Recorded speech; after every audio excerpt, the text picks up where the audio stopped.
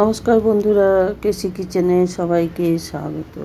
আজ আমি নিয়ে এসেছি কুমড়ো দিয়ে একটা পাঁচমেশালি তরকারি।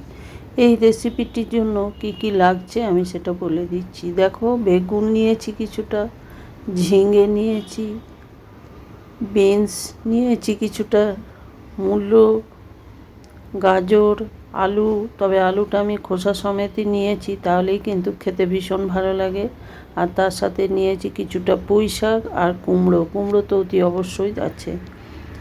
এরপরে দেখো, এইগুলো প্রথমে খুব ভালো করে কিন্তু ধুয়ে নিয়েছি, তারপরেই কেটে নিয়েছি। এদিকে একটা কড়াই চড়িয়েছি, তার মধ্যে আমি 2 চামচের মতো সর্ষের তেল দিয়ে দিলাম। এতে কিন্তু একটু সর্ষের তেলটা লাগবে, আর সর্ষের তেল দিয়েই করার চেষ্টা করো।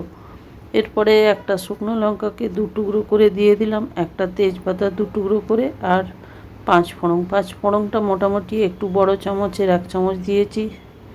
5 ফোড়নটা একটু বেশি দিতে হবে এই তরকারিতে। এবার এগুলো একটু বেশ ভালো করে নেড়ে চেড়ে দিলাম। ভাজা ভাজা হয়ে যাওয়ার পর শাক বাদ দিয়ে সমস্ত সবজি আমি এটার মধ্যে দিয়ে দিলাম। এই তরকারিতে কিন্তু আলাদা আলাদা করে ভাজার কোনো প্রয়োজন নেই। সেই আলাদা করে ভাজতে গেলে কিন্তু তেলটা আরও অনেকটাই লাগবে।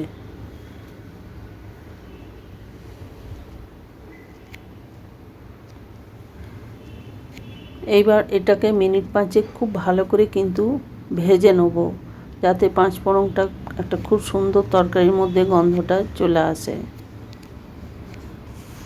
খুব ভালো করে মিনিট 5 এটাকে ভেজে নিতে হবে। আর নুনটা আমি এখন দেব না, নুন দিলে কিন্তু তরকারির মধ্যে জলটা বেরিয়ে আসবে। নুনটা আমি একটু পরে দিচ্ছি।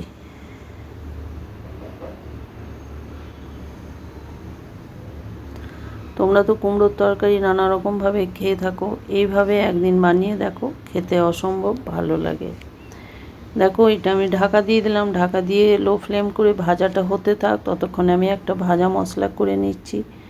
এইদিকে একটা কড়াই চড়িয়ে তার মধ্যে 1 চামচের মতো 5 ফোড়ন আর 1 চামচের মতো সাদা সর্ষে শুকনো কড়াইয়ের মধ্যে রোস্ট করে নেব। এটা ভালো করে রোস্ট করে নিতে হবে। যখন ফুটতে থাকবে তখনই জানবে এটা ভাজা হয়ে গেছে। এবার এটাকে নামিয়ে ঠান্ডা করে আমি গুঁড়ো করে ওইদিকে রেখে দিলাম। এইদিকে ফিরে এসে দেখো, দেখাচ্ছি তরকারিটা অনেকটা আমার মজে গেছে। আর ভাজাটা মাঝে মাঝে কিন্তু আমি 1-2 বার নেড়েও দিয়েছিলাম। এইবার আমি পরিমাণ মতো নুন দিয়ে দিলাম, 1 চামচের মতো হলুদ দিয়ে দিলাম, আর খুবই ছোটো চামচের 1/2 চামচের মতো আমি জিরে গুঁড়ো দিয়ে দিলাম। এতে খুব বেশি মশলা দিয়ে আমি বানাবো না, কম মশলা দিয়েই বানাচ্ছি, সেই জন্য শুধু জিরে গুঁড়ো দিয়েছি। জিরে গুঁড়োটা দিয়ে দেওয়ার পরে দেখো, একটু ভালো করে নেড়ে চেড়ে নিলাম কয়েক সেকেন্ডের জন্য। তারপরে ওইদিকে যে পুঁই শাকটা কেটে রেখেছি পরিষ্কার করে ধুয়ে, সেটা আমি দিয়ে দিলাম। তোমাদের যদি অন্য কোনো শাক দেওয়ার থাকে, নোটে শাক বা আরও কিছু লাল শাক, তাও তোমরা দিতে পারো। এতে যে কোনো শাক দিলেই কিন্তু এই তরকারি খেতে ভীষণ ভালো হয়। তবে যেহেতু কুমড়োর পরিমাণটা বেশি দিয়েছি বলে আমি পুঁই শাকটাই দিলাম।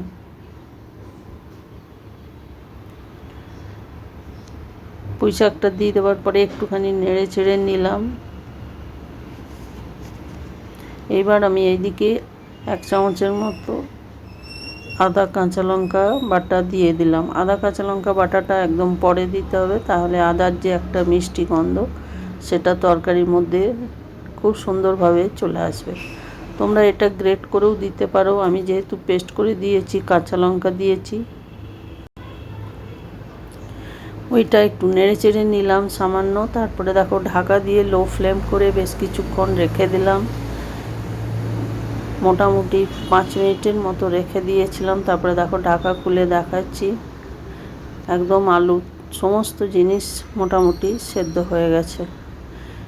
এটার মধ্যে কোনো রকম জল আমি দিইনি, যেহেতু তরকারিতে নানা রকম ঝিঙে বেগুন আছে, তার জলেই সেদ্ধ হয়ে যাবে। এবার এটা উঠিয়ে একটা বাটিতে রেখে দিলাম, কড়াইটা ধুয়ে ছড়িয়ে দিলাম। এবার কয়েকটা বড়ি ভেঙে আমি সর্ষের তেল দিয়ে ভেজে নিলাম। এতে কিন্তু বড়িটা দিলে তার তরকারির টেস্ট ভীষণভাবে ভালো হয়ে যায়। এবারে দেখো, আমি 1 চামচের মতো গোটা সর্ষে ফোড়ন দিলাম। এটাতে কিন্তু সর্ষে ফোড়ন দিয়েই করবো এবারে। আর কয়েকটা কাঁচা লঙ্কা চিড়ে আমি দিয়ে দিলাম। কাঁচা লঙ্কা বড়ির গন্ধ তরকারির মধ্যে খুব ভালো লাগে খেতে। এরপর আমি ওই যে তরকারিটা উঠিয়ে রেখেছি সেই তরকারিটাতে ছৌঁক লাগিয়ে দিলাম। তোমরা অনেক রকমভাবে কুমড়োর তরকারি বা পাঁচমিশালি তরকারি করে থাকো। এইভাবে একদিন বানিয়ে দেখো, খেতে গরম ভাতে অসম্ভব ভালো লাগে।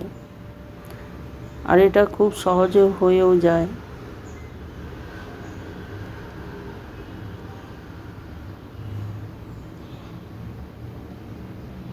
এরপরে দিয়ে দেওয়ার পরে দেখো তরকারিটা একটু কুমড়ো আলু এগুলো একটু ঘাটা ঘাটা করে দেবো, তাহলে কিন্তু তরকারিটা খেতে ভীষণ ভালো লাগবে।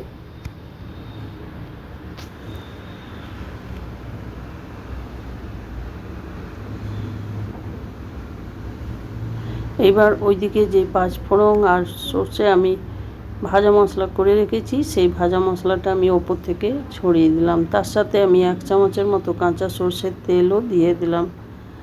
যেহেতু ওর মধ্যে আমি সর্ষেটা দিয়েছি সাদা সর্ষে দিলে কোনো রকম তরকারি তেতো হয় না আর খেতেও ভীষণ ভালো লাগে। দিয়ে দেওয়ার পরে কাঁচা তেলটা দিয়ে দেখো একটু নেড়ে ছেড়ে নিলাম।